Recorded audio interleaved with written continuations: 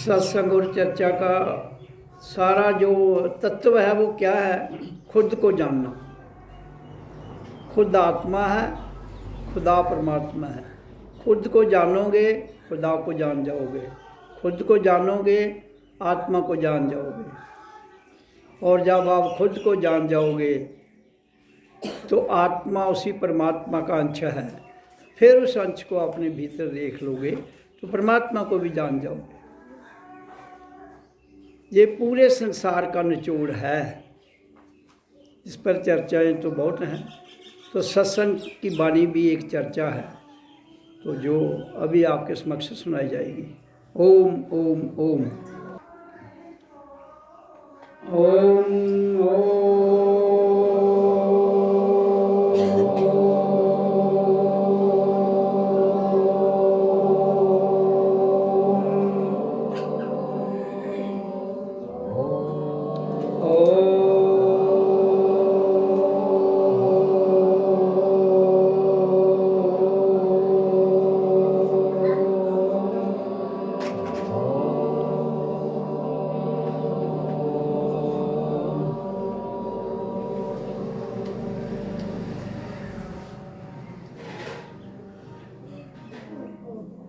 नानक नाम जहाज है, जो चढ़े से उतरे पार है।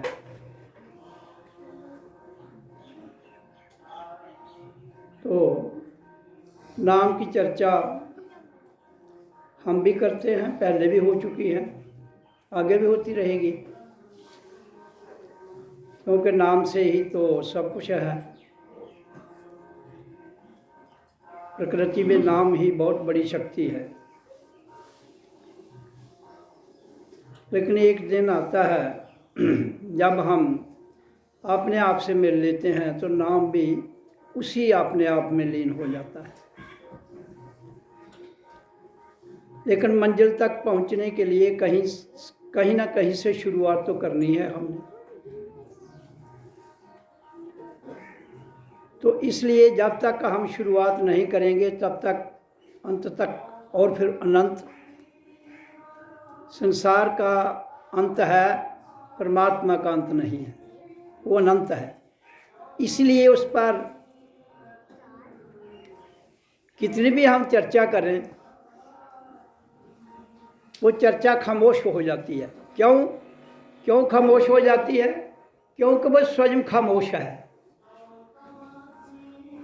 जो स्वयं खामोश है उस पर कितनी चर्चा कितनी कर लेंगे हम, कितनी चलती रहेगी, लेकिन चर्चा फिर भी करनी है। क्यों कि संसार में नाम की चर्चा की ही महानता है। तो ये 800 करोड़ जो दुनिया है संसार में, सब नाम ही जपते हैं। और हम भी नाम की ही चर्चा करते हैं। अंतर केवल इतना है कि मैं उस नाम की चर्चा करता हूँ जो हो चुकी है, कोई नई नहीं कर रहा हूँ मैं।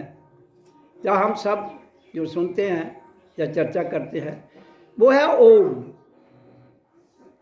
ओम इसलिए है कि इस पर काफ़ी बार व्याख्यान किया गया सत्संग में कि इससे हमें जीवन मिला है और इसी के आधार पर हमारी प्राण वायु गतिशील रहती है।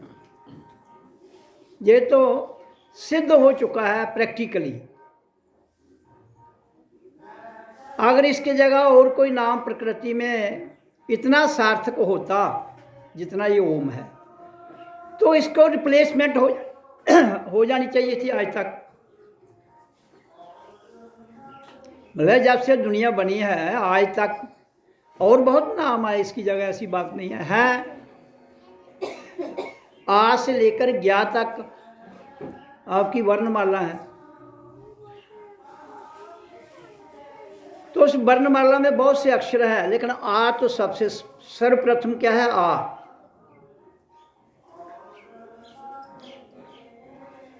और जो वर्णमाला है उसके ही जो अक्षर है उन्हीं से आ से ऊ को मिलाओ तो ओ बन जाता है। और आ के ऊपर बिंदी लगाओ तो अंग बन जाता है।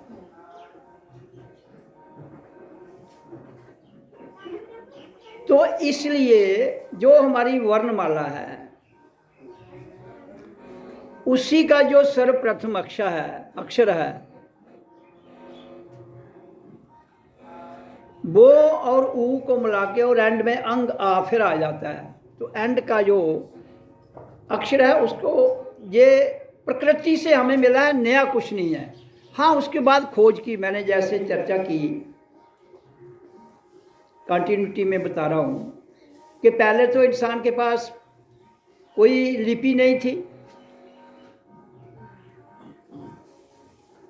कोई कागज नहीं होता था, पत्तों पर लिखना शुरू किया, फिर धीरे धीरे कागज आ गया। तो ये डेवलपमेंट किससे होगी? बुद्धि के द्वारा होती गई। लेकिन बेसिक को चेंज नहीं कर सके, हम मूल को नहीं चेंज कर सके। बुद्धि ने टेक्निक के द्वारा बहुत सी इन्वेंशन की, बहुत सी चीज़ों का जिनका हमें नहीं पता था वो बुद्धि ने सोचा। जैसे मैंने कहा, necessity is the mother of invention. पहले पाषाण युग था, पत्थरों का युग, फिर उसके बाद आ गया कांस्य लोहे का युग, कांस्य युग, तांबा जिसको कहते हैं, फिर आयरन युग, आज क्या है? आयरन एज, ये लोहे का युग है। तो ये सारी जो चीज़ें हैं वो तो पृथ्वी से ही मिलती हैं। सोना पृथ्वी से मिलता है, कांस्य पृथ्वी से मिलता है, पत्थर पृथ्वी से मिलते हैं। तो वो हमारी बुद्धि तीव्र होते होते उसने चीज़ों का इन्वेंशन कर दिया जिसकी हमें ज़रूरत थी। तो ये तो खोज हो गई किसके लिए? हमारी ज़रूरत जो है। तो ज़रूरत के लिए खोज की ज़रूरत तो होती है, लेकिन एक खोज ऐसी है जिसको हम बदल नहीं पाए आज तक। वो क्या है? जब भी कोई भी बच्चा धरती पर जन्म लेता है, वो जो ध्वनि है वो नहीं हम बदल पाए। मैं इसलिए उस ध्वनि की जिक्र करता हूँ, और पहले भी हो चुका है, कि यही अल्टीमेट एक ध्वनि है जो नाम है, जो नाम प्रकृति में है। लेकिन अल्टीमेट ये भी धीरे धीरे धीरे धीरे धीरे धीरे लोप हो जाता है। कब?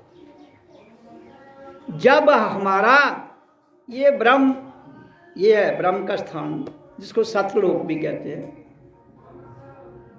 ये खुला रहता है। लेकिन मैंने जो चर्चा की उसी कंटिन्यूटी में आज कह रहा हूँ, कल की बात को आगे बढ़ाते हुए, कि ये ब्रह्मरंध्र 1 साल तक खुला रहता है, उसके बाद ये बंद हो जाता है। और ओ की ध्वनि जो जहाँ से जब एंटर की जीवात्मा, तो वो कहाँ से निकली थी? हमारे मुंह से। यहाँ जाती जाती शांत हो जाती है। ऐसे ही जब हम ओम का उच्चारण करते हैं तो मूल से, मूलाधार को कहते हैं मूल, ये मूल से, मूल में जो शक्ति बैठ चुकी है, सो गई वहां जाकर, उसी को इसने उठाना है। क्योंकि जब हम आवाज़ निकली तो उसके बाद ये जो हमारा तीसरा तिल है जिसको बिरकुटी कहते हैं, ये पिंड तक का भाग है। इसलिए ये पिंड जो खाता है, पीता है, सोता है, जागता है, बात करता है, वो सब इसी में समा जाती है। जैसे आप किचन में काम करते हो, खाना पकाने के बाद, खाने के बाद सारे बर्तनों को धोकर एक जगह रख देते हो, फिर वहाँ से उठा लेते हो। इसी तरह से हमारी जो ज़रूरियात है, तो जो सारा सिस्टम इसने सुबह का शाम तक खाया पिया जो है, वो सब कहाँ जाके बैठ जाता है? नाभि के नीचे मूलाधार में। जो हमारे कर्म बनते हैं, जिससे हमारे संस्कार बनते हैं, तो जब तक हम कर्म से निष्कर्म में, संस्कार से संस्कार रहित नहीं हो जाएंगे, तब तक गुण हमें नहीं छोड़ेंगे। प्रकृति में गुण है ना, सतोगुण, रजोगुण और तमोगुण। तो कहता है मैं सब में रहता हूं, सब मुझ में नहीं है। अब जब हम कहते हैं मैं सब में रहता हूं, सब मुझ में नहीं है, तो परमात्मा की ऊर्जा है, ऊर्जा, शक्ति, अनंत ऊर्जा, जिसको हम नाप नहीं सकते, जिसको हम भांप नहीं सकते। तो कहता है अनंत ऊर्जा परमात्मा की जो है, उसके आगे उसका अंश है आत्मा, जिसकी ऊर्जा प्रकृति में है। लेकिन उसने इसके लिए क्या ऑप्शन रखा है हमारे पास कि ये जो ब्रह्म इंद्र है ये खुला रहेगा तो तेरा मेरा और सिस्टम जुड़ा रहेगा। पहले तो हमने हमारा सिस्टम ये वाला ऊपर वाला सूक्ष्म में जो है और चेतन भी है, इसके नीचे तो जड़ है, सूक्ष्म और जड़ है। तो कहता है सूक्ष्म और जड़ में तू भ्रमित हो सकता है, वहां मैं तेरे में नहीं हूं। बड़े ध्यान से सुनना इसको। कहता मैं तुझ में हूं लेकिन तू मुझ में नहीं है, तू मुझ में कोई कोई है। कोई कोई करता है जो आदमी इस पिंड को चीरता हुआ, अंड को चीरता हुआ ये ब्रह्म इंद्र के पास आ जाता है, और जब वो यहाँ आ जाती है जीवात्मा तो ये सिस्टम खोल देती है वो। इसलिए परम धाम में सतलोक में नानक नाम जहाज है जो चढ़े सो उतरे पार है। क्यों नानक बोल रहे हैं? कहता नाम एक ऐसा जहाज है जो इस पर बैठ जाता है। ओ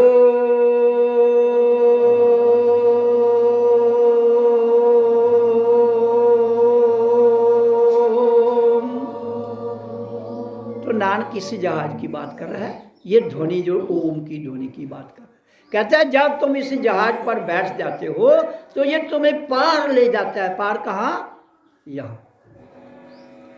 कहीं आपको आगे पीछे दाएं बाएं जाने की वजह नहीं, आपके भीतर ही सारे संसार की रचना है। संत महापुरुषों ने जो किताबों में लिखा है उन्होंने भी यही लिखा है। जिन्होंने जाना है वो तो वही लिखेंगे ना। तो इसलिए जो जानना है वो उन्होंने ग्रंथों में लिखा है।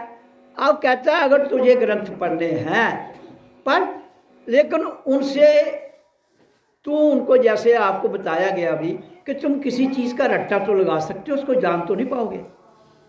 और रट्टा भूल जाएगा तो सब कुछ भूल जाएगा। रट्टा भूल गया तो आपको पूरा, जब बच्चे छोटे बच्चे स्कूल में रट्टे लगाते हैं एक लफ्ज भूल जाता है, सारा रट्टा भूल जाता है। अगर किसी ने उस रट्टे को जाना हो तो वो फिर अपनी परिभाषा में भी लिख सकता है। स्क्रिप्ट चाहे वही रहे, लिपि चाहे वही रहे। तो इसलिए तो इस नाम पर बैठ के कहता पार जाना है। पार कहाँ जाना है? यहाँ, और कहीं पार वार कुछ नहीं है। मैंने कल भी कहा था कि 9 द्वार जो आपके हैं वो पिंड में हैं। पिंड जो इधर इसके नीचे 9 द्वार कल मैंने बताया था ना आपको। आंखें 2, कान 2, 4, नाक के 2 सुराख 6, मुंह 7, फिर नीचे आ जाओ मल इंद्री, मूत्र इंद्री, कितने हो गए? 7 और 2 9। तो ये द्वार है जहां से कहता तुम मुझे नहीं मिल सकते हो। तो आपकी ऊर्जा तो यहाँ ही घूम रही है, कहाँ? इन्हीं 10 के 9 के भीतर में। तो 10वां तो ये है, ये टॉप ऑफ द हेड। कहता है जब तुम 10वें द्वार में आते हो तो तुम इस संसार के गुणों से, इस संसार के करैक्टर से, इस संसार का जितना भी सिस्टम है उससे किस तरह ऊपर आ जाते हो? जैसे कमल का फूल डंडी के द्वारा, जो मेरुदंड की डंडी है सुषमना, उसको सुषमना कह लो, कमल की डंडी को सुषमना कह लो, और मूल तो जड़ें उसके नीचे ही है। कहते हैं इसके नीचे ऊपर जब कमल खिलता है तो वो पानी में नहीं खिलेगा कभी भी, पानी के ऊपर। मूल तुम्हारा संसार में ही रहता है, मूल संसार में ही रहेगा, वो थोड़े वो ऊपर जाएगा। मूलाधार तो मूलाधार ही रहेगा, नाभि नाभि ही रहेगी, मणिपुर मणिपुर ही रहेगा, अनाहत वही रहेगा, विशुद्ध आज्ञा चक्र वही रहेंगे। और कमल कहाँ खिलता है? यहाँ आपका भ्रिकुटी के ऊपर सहस्रार, सहस्रार के ऊपर त्रिकुटी है, उसके ऊपर सतलोक है। तो जब हम सहस्रार में आते हैं तो सहस्त्र का होता है हजारों पंखुड़ियाँ जिसकी खिल जाती हैं। सहस्त्र माने 1000। तो जो कमल का फूल खिलता है उसकी 1000 पंखुड़ी होती है, छोटी छोटी छोटी बड़ी बड़ी। तो कहता है वो वहाँ यहाँ के खिलेगा। अब सीधी सी बात है, तुम किसी की भी साधना करो, जब तक आपकी ऊर्जा इस ब्रिकुटी में नहीं जाएगी तब तक, और यहाँ नहीं जाएगी तो कमल तो खिलेगा नहीं। फिर वो डंडी में ही फंसे रहोगे ना, मूलाधार में या डंडी में, या ज़्यादा ज़्यादा जहाँ से कमल ऊपर खिलता है। आपको रस लेना है ना, रस लोगे तो कमल नहीं खिलेगा। फिर क्या क्या मिलता है? फिर सत्संग दो प्रकार का है, एक काल में किया जाता है, सत्संग दोनों काल में ही होंगे। एक सत्संग काल में किया जाता है, काल तक ही रहता है। एक सत्संग काल में किया जाता है, काल से परे ले जाता है। जो सत्संग हर एक काल में ही होगा, क्योंकि टाइम एंड स्पेस में शरीर है, शरीर है तो सत्संग है। शरीर के द्वारा ही हमने स्क्रिप्ट लिखे, शरीर के द्वारा बुद्धि से ही हमने लिपियाँ बनाई। तो ये तो सारी करामात इंसान के पास है ना, और किसी के पास तो है नहीं है। तो इसलिए काल में ही रह के हम किसमें, अकाल में जा सकते हैं। काल में रहते हुए ही अकाल में जा सकते हैं। तो इसलिए जिन संत महापुरुषों ने काल से जाके अकाल का ज्ञान जाना, उन्होंने ये ग्रंथ, जो संतों की वाणी की ग्रंथ, जिस पर आत्मा और परमात्मा की चर्चा आती है, ये उन संतों की देन है। हाँ, नाम या शब्द एक ही बात है, नाम कह लो, शब्द कह लो। तो विवेक का अर्थ है, जब हम, विवेक किसको कहते हैं?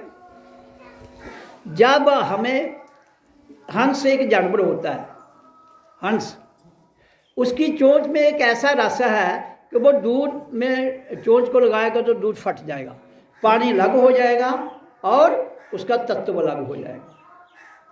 इसी तरह से विवेकी पुरुष उसी को कहते हैं जिसके अंदर ये क्षमता आ जाती है कि सच क्या है और झूठ क्या है, उन दोनों का निर्णय लिया जाता है।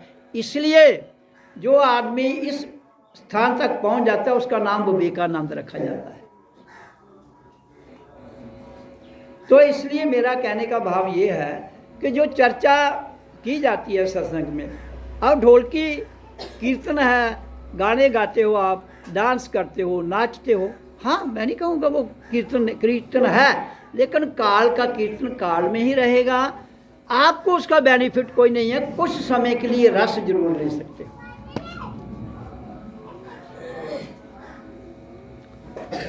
एक मैं आपको बात पूछता हूँ छोटी सी, पानी में दो चीज़ें फेंकी जाएंगी, एक पत्थर फेंक दिया जाता है, वो डूबेगा कि नहीं, और एक सूखा पत्ता, बिल्कुल सूखा पत्ता,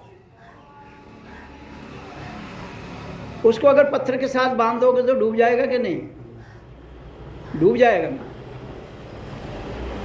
तो इसलिए मैं कहता हूँ कि काल के साथ, काल तक जो सत्संग सीमित है वो तुम्हें डुबो सकता है अगर आप उससे निकले नहीं तो।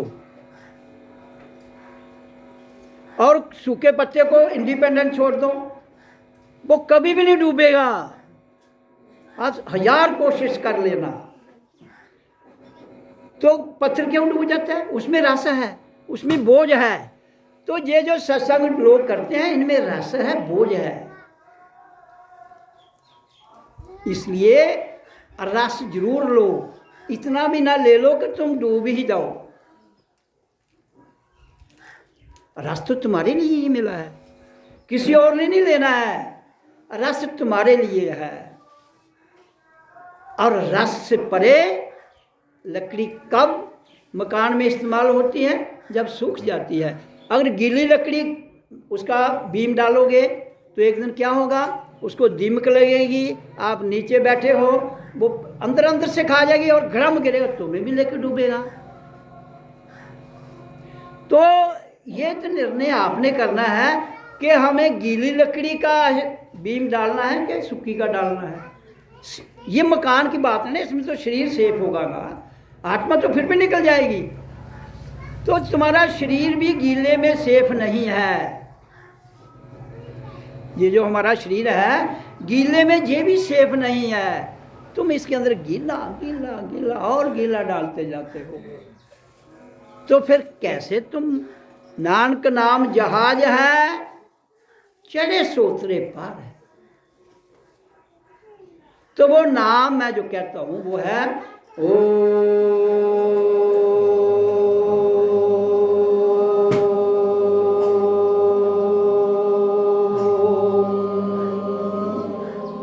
अगर आप मुंह बंद नहीं करो तो वो ही निकलेगा, मुंह बंद करो तो अंग निकलता है।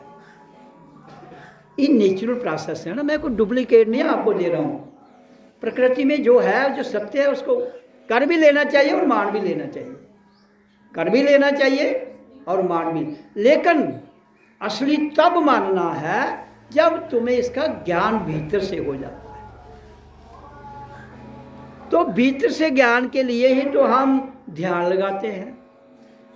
हमारा ध्यान मन इतना चंचल है कि ये अपने साथ एकदम आपको खींच लेगा। कल मैंने बताया था ना कि एक आदमी जिसको बैठा था तो भजन में ध्यान में कहता था मेरा तो मन कंट्रोल में है, तो वो उठ के भाग गया। जब उसको बताया कि तेरी तो बीबी को ही ले गया है, तो बाद में उसको होश आई कि मेरी तो शादी भी नहीं हुई है। ये मन वो तमाशे भी करता है। तो इसलिए मन की मत सुनिए। और मन कौन है? इंद्रियों का राजा। इंद्रियां कौन है? 5 कर्म इंद्रियां, 5 ज्ञान इंद्रियां। और इंद्रियों के विषय, कर्म इंद्रियों के विषय तो है कर्म करना, ज्ञान इसी इंद्रियों के विषय है ज्ञान देना। और फिर उनके आगे क्या है? काम। ये किसका विषय है? किस इंद्रिय का विषय है? आंख। आंख का विषय आंख। आंख होगी तो तुम किसी के पीछे आकर्षित होगे, तभी तो खींचे जाओगे, तभी तो भागोगे। अगर आपके पास आंख ही नहीं, आपके आगे मिट्टी रख दो, आपके आगे खीर रख दो, आपको कहो ये खीर है, मिट्टी वो खा लेगा। ये कहो ये मिट्टी है, वो उसको मिट्टी मान लेगा। तो आंखों में आकर्षण है, इसलिए ही जो सम्मोहन करते हैं वो आंख के द्वारा ही किया जाता है। इसलिए मेरा कहने का भाव ये है, सत्संग में मैं सदैव और हर जो सत्संगी बोलता है, जिन्होंने जीवन में अनुभव दिया है, वो बोलते हैं। लेकिन होता क्या है, कई बार एक बच्चा कायदे में पढ़ता है, दूसरी में, 8वीं में, 9वीं में, और जब हम अब यहाँ की मैं बात करता हूँ, अब सबको तो जो सत्संग में आते हैं, जिनका अभ्यास है, उनको तो पता है कि ये टॉप ऑफ द हेड है। जब से हम सत्संग में आ रहे हैं, बता रहे हैं कि ये परम धाम है, यही सतलोक है। हमें अपनी एनर्जी को जहाँ ले जाना है तब मिल पाएंगे। परमात्मा से मेल तो तभी होगा ना। इसके नीचे तो मन से मेल है, इसके नीचे तो संसार से मेल है, इसके नीचे तो रिश्तेदारों से मेल है, इसके नीचे तो पदार्थों से मेल है। तो जो मेल है, देखो जिसमें कशिश हो ही वो ही पकड़ेगा। सूखी लकड़ी में कशिश होता ही नहीं है कोई। सूखी लकड़ी में कोई कशिश होती है ना, उसको कीड़ा ही नहीं लगता है। अगर गीली को कीड़ा लगेगा, आपका ध्यान उस ओर जाएगा। कहाँ? जहाँ कीड़ा लगा है। सूखी को लगता ही कुछ नहीं है, इसलिए उधर ध्यान ही नहीं जाता है। इसलिए जब आदमी भजन करके इतना अंदर से अपने आप को उस आत्म की शक्ति से जोड़ लेता है, तो संसार को लगता है यार ये तो साढ़े कना गल ही नहीं करता। संसार को चाहिए रस, संसार को चाहिए बातें, संसार को चाहिए किस्से कहानियां। तो वो रस देते जाओ, इनसे पैसे भी खींच लो और इनको डुबो भी दो। अब 2 सत्संग की चर्चा की मैंने, आपको फर्क क्या है वो बता दिया। अब आपको वही अच्छा लगता है डूबने वाला, तो मैं क्या कर सकता हूँ? कुछ में नहीं, मैं कुछ नहीं कर सकता। मैं केवल आपको बता सकता हूँ, प्रेरणा दे सकता हूँ, तरीका बता सकता हूँ। करना तो तुमने है। अगर 16 साल से यहाँ हम हर साल में यही राग लाते हैं ना, इसके अलावा और तो कुछ नहीं चर्चा की जाती, यही तो यहाँ के लोगों को आज भी तक असर नहीं हुआ है। नहीं हुआ ना। क्यों? कंपटीशन। कंपटीशन किस बात का? यह सत्संग लगाया, हम भी एक और लगा देते हैं।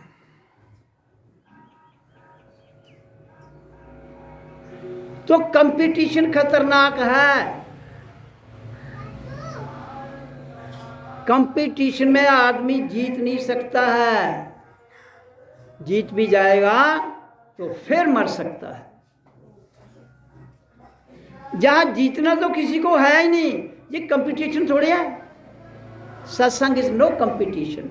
सत्संग स्वयं को जानना है। मैं तो उन प्रेमियों को भी कहता हूं जो काल के चक्कर में है, स्वयं को जानिए, क्योंकि काल पीछा नहीं छोड़ता है। उसने संसार को ग्रिप में रखा है, इंसान उससे डरता है। आपके जितने देवी देवता जहां जहां तुम माथा टेकते हो, उनसे डरते हो कि नहीं? डरते हो ना? क्यों? किस लिए? क्योंकि कहीं ये हमें कुछ गड़बड़ ना कर दे। जिस दिन तुम्हारे अंदर से ये डर निकल जाएगा कि ये मेरा कुछ भी नहीं बिगाड़ सकते हैं, उस दिन तुम्हें ज्ञान की राह खुल जाएगी। जब तक तुम्हारे अंदर डर है, तुम ये मेरी बानी भी सुनो और डर भी अंदर पालते जाओ, तो दो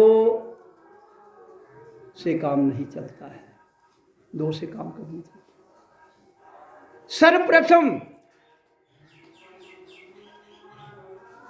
सर्वप्रथम क्या है? वहम और डर दुनिया का वो निकलना चाहिए। अगर वो नहीं निकला तो फिर ये संसार की शक्तियां आपको सदैव दबोचे रहेंगी। देखो, ये शरीर है, इसमें दिक्कतें आएंगी, लेकिन दिक्कत का कारण जानो ना।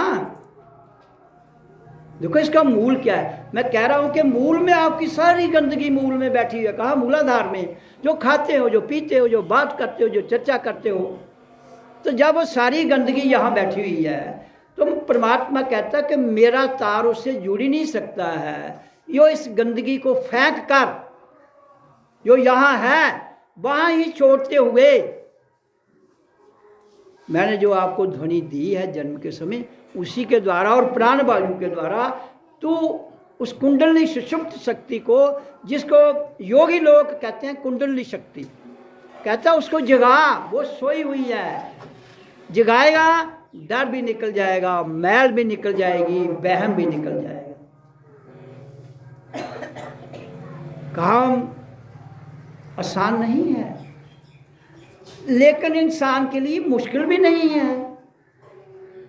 कहता आसान नहीं है तो मुश्किल भी तो नहीं है। जब तुम इतना संसार के पदार्थ प्राप्त करने के लिए इतना संघर्ष, इतना जीवन, इतनी मेहनत, इतना पुरुषार्थ लगाते हो, तो 24 घंटे में इसके लिए भी तो 4 घंटे दे लो भाई, क्या दिक्कत है? अगर 20 घंटे तुम पदार्थों को इकट्ठा करने के लिए उसमें अपनी सारी ऊर्जा लगाते हो, दत्तचित्त होकर 4 घंटे तो इसमें भी लगा लो। आपका निर्णय आपके समक्ष आपको मिलेगा। इसलिए मुझे ना तो संसार के सत्संगों से दिक्कत है, ना किसी से दिक्कत है। मुझे किसी से कोई दिक्कत नहीं। हाँ, मैं जिस मकसद के लिए आया हूँ धरती पर, वो मकसद एक ऐसा सत्य है जिसे कोई बदल नहीं सकता। इसलिए मैं कहता हूँ तुम ऐसे सत्य को जान लो जो बदला नहीं जाता है। सनातन क्या है? जिसको हम बदल नहीं सकते हैं। परमात्मा क्या है? जिसके करैक्टर को हम बदल नहीं सकते हैं। मन का करैक्टर बदल जाता है, बुद्धि का करैक्टर बदल जाता है, दिमाग का करैक्टर बदल जाता है, शरीर का करैक्टर बदल जाता है, इंद्रियों का करैक्टर भी बदल जाता है। कैसे? आंख देखती है, किसी को कोई पसंद है, किसी को गुलाब का फूल पसंद है, किसी को गुट्टे का पसंद है, किसी को मोती का पसंद है। तो जिसका जहां आकर्षण होगा उसको वही पसंद है ना। लेकिन परमात्मा कहता है कि सारे दुनिया के आकर्षण जिस दिन तू मेरे से मिल लेगा तुझे मिल जाएंगे। कहता मेरे द्वार में किसी भी फूल की कमी नहीं है, जो तुझे चाहिए उसी की सुगंधी आपको आ जाएगी।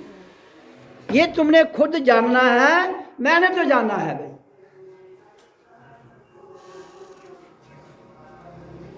मैंने कैसे जाना है? देखो, कई सीजन में कोई फल नहीं होता है, उसकी खुशबू आ जाती है। वो इधर फल होता ही नहीं है, उसकी कहाँ से आती है? वो भीतर से। मैंने कहा जो पिंडे सो ब्रह्मंडे, अगर खुशबू आ जाती है तो फिर बदबू भी आ जाती है। कहता है ये सारा संसार तो मेरे में ही, इस तरह जिस तरह जाल होता है ना, कहता है ये मेरे जाल में पूरा फंसा हुआ है। जाल मेरा प्रकृति में है, उस जाल में ही तुम फंसे रहते हो, लेकिन मैं तो उससे परे रहता हूं। सब में होते हुए भी मैं कहता किसी में नहीं हूं, दृष्टा अभाव। तो मैं इसलिए कहता हूं कि लोगों को काल में इस तरह ग्रस्त हो चुके हैं कि वो निकलना नहीं चाहते। तो मैं जो चर्चा की, कल की जो चर्चा जहां मैंने छोड़ी थी, थोड़ी सी चर्चा को और आगे सुना दूंगा मैं, कि जब हमारी ऊर्जा जहां पहुंच जाती है, कहाँ? परम धाम में। तो जहां से ये जो तालु है, ये हमारा तालु कहते हैं इसको, ये तालु का ये पॉइंट है ना, ये हाँ, ये देखो ये नीचे तालु है, इसका डायरेक्ट लिंक यहाँ होता है। तो यहाँ हम ओम करते हैं, जब हमारी ध्वनि अनहद नाद ध्वनि जो चलती है ऑटोमेटिक अंदर से, वो यहाँ तालु से शुरू के डायरेक्ट यहाँ चली जाती है। तो इसमें घूमती हुई यहाँ टाव में चले, तो यहाँ से जब वो जहाँ जाएगी तो सिस्टम खुल जाएगा आपका। तो जब आप छोड़ोगे तो 9 द्वार से नहीं जाओगे, अगर सिस्टम खुला है आप तो मेन गेट से जाओगे। जब आपको मेन गेट नहीं मिलेगा आप फिर कहाँ से निकलोगे? पिंड की इंद्रियों से, जो 9 द्वार है, फिर वहाँ से निकलोगे तो काल दबोच लेगा। फिर आप जितनी मर्जी भक्ति कर लो, जितना मर्जी दान ले लो, जितना मर्जी तुम किसी भी गद्दी पर बैठ जाओ, एक ही रास्ता है। तो जो जीवात्मा जहाँ से निकलेगी वो मौन शांत होगी, और फिर वो अपनी वाइब्रेशन से, जहाँ इतनी अच्छी वाइब्रेशन छोड़ जाती है कि लोग थोड़ी शांति। तो जब काफ़ी लोग 10% लोग भी अगर इस दुनिया में आपने जीते जी इस ब्रह्म इंद्र को खोल देते हैं, पूरे विश्व में शांति आ सकती है। क्यों? कि यहाँ वहम और डर 100% लोगों में है। जितने हम यहाँ बैठे हैं सब में डर है, कोई भी ऐसा नहीं है जिसको डर नहीं लगता है। आप फिर पूछोगे कि आप भी? मैं भी उसी में हूँ, मैं भी उसी में हूँ, मुझे भी डर लगता है। लेकिन मेरा डर लगना और आपके डर लगने में बहुत अंतर है।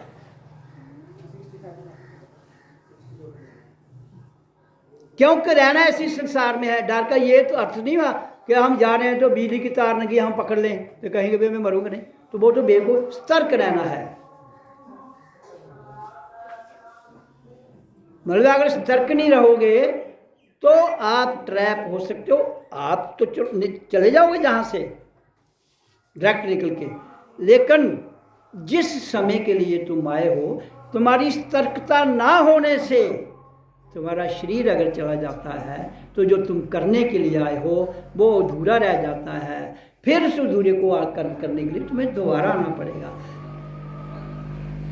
तो इसलिए समय के रहते हुए सतर्क जरूर रहना है। क्यों? कि काल का राज है।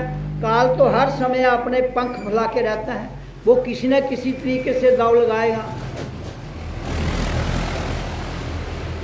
काल, मन और बाज एक जानवर है जो ऊपर उठता है, वो 24 घंटे उठता, देखता है कि शिकार उसका कहाँ है, एकदम जंप करके उधर ही निशाना लगाता है और फिर दबोच के ले जाता है।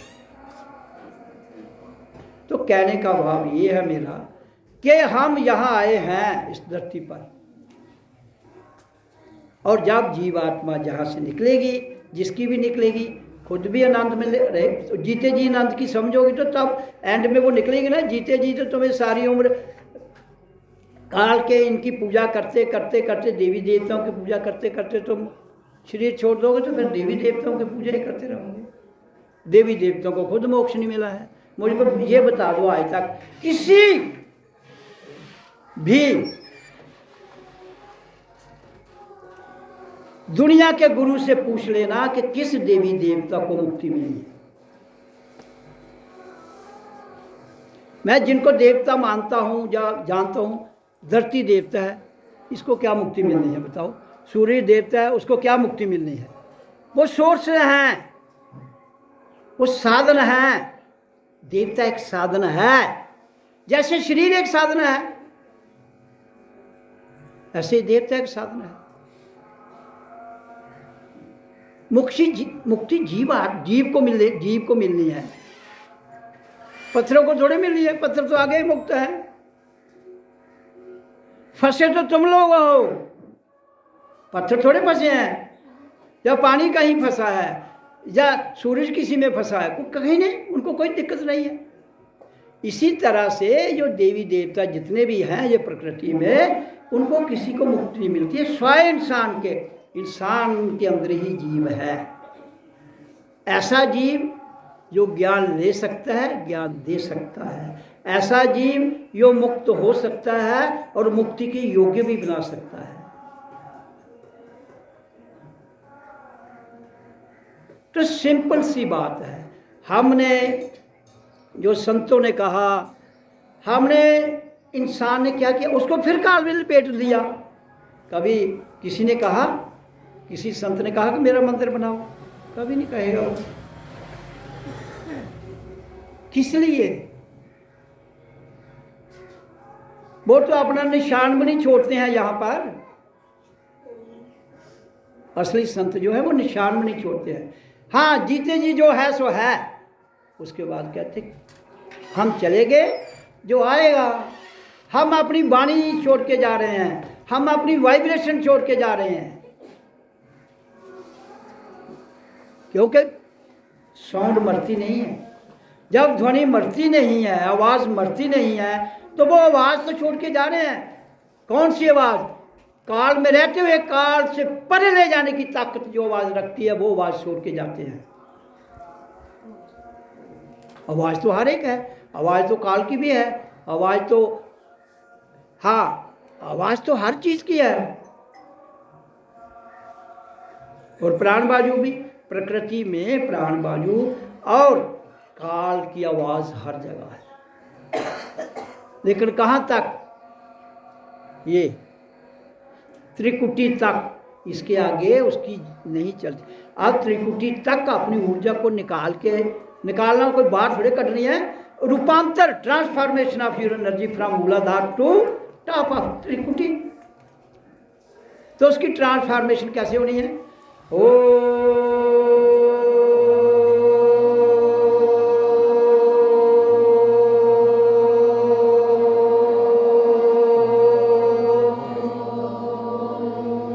श्वास को भरिए।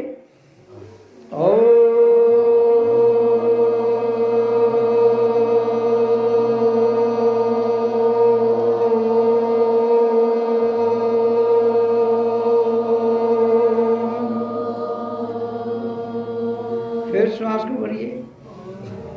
नाभि तक लंबा लेना है, डीप गहरा लेना है, लंबा छोड़ना है।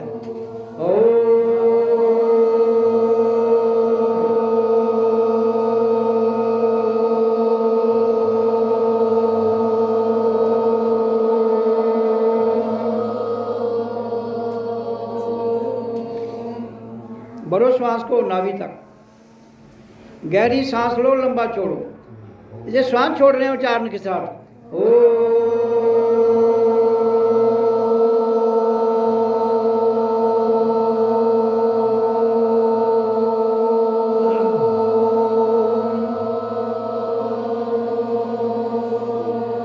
तो कभी आपका मानो उच्चारण को नहीं करता तो इसको कैसे भरा? ऐसे छोड़ो, फिर भरो नाक से, रोको, सोहम ओम, छोड़ो लंबा, जितना लंबा। ये क्या करेगा? ये आपके भीतर के गीलेपन को सुखा देगा। आपकी इंद्रियों में मैल है वो सूख जाएगी। फिर आप नाम पर चढ़े। नानक नाम जहाज है जो चढ़े से उतरे पार है। तो इस नाम पर चढ़ जाओ। अब श्वास को छोड़ना है, लेना है। यही अभ्यास है जो हम कराते हैं। वो आपकी मौज है। उच्चारण जब आप ओम करते हैं तब भी सांस बाहर जा रही है। करके देख लेना आवाज़ के साथ, आवाज़ बाहर। अगर थक जाते हो उस तो फिर मुंह से छोड़ते रहो। फिर इस तरह अगर आपको 1 घंटा 2 घंटे बैठना है, छोड़कर 1 घंटा फिर शांत बैठ जाओ। 2 घंटे करना तो 1 घंटा ये कर लो, 1 घंटा फिर बिल्कुल शांत, कुछ नहीं करना है, ना बोलना है, सिर्फ नाक से सांस आ रही जा रही देखना है, ध्यान जहाँ, और मस्त अपनी मस्ती में रहना है। तो 5-7 मिनट मस्ती में बैठ लीजिए, शांत, कुछ भी नहीं करना है, रिलैक्स। आखना कुछ, आप शांत रहो, वाणी को सुन लो।